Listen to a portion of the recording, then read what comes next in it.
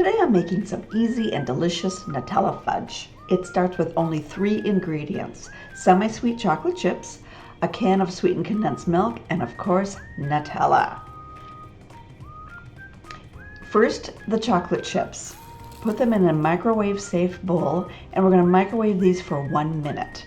I use that time to make sure that I have done a good job of lining an 8x8 pan with parchment paper. Set that aside, and then let's check on those chocolate chips. So after a minute, they're not melted enough, but you don't want to do it for more than a minute without stirring them in between. So give them a stir, put them back in the microwave for 30 seconds, and in the meantime, measure out that Nutella. We need a half a cup. Now after that additional 30 seconds, you can see these chips are really nicely melted. Now, this is with mini chips. If you use regular sized chocolate chips, you'll probably need one more 30-second boost. This is one of the reasons I really like mini chips. They melt so fast and so perfectly every time. But regular chocolate chips work just fine as well. Once you have this mixture all smooth and ready to go, we can add in our Nutella and scrape every bit of that out of there because that's delicious. And then we'll add the entire can of sweetened condensed milk.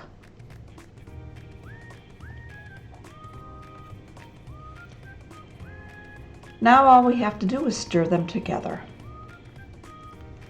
Start a little slowly at first because there is that chunk of Nutella, but the warmth from the chocolate chips kind of warms everything else through, and it'll form this really great smooth mixture. So keep stirring.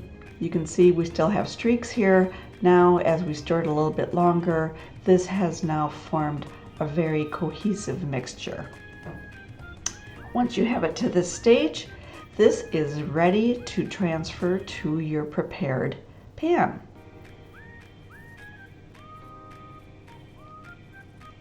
This is why you make sure you have parchment lined that pan in advance, because you can see this is already starting to get a little firmer than I want it to be.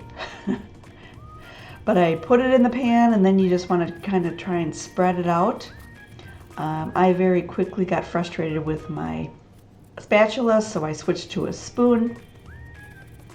But whatever you need to do to get this to spread out, just kind of get it evenly spread out through the pan and end to end, because you're going to cut this in squares. This then gets refrigerated for 2 hours before you try to cut it.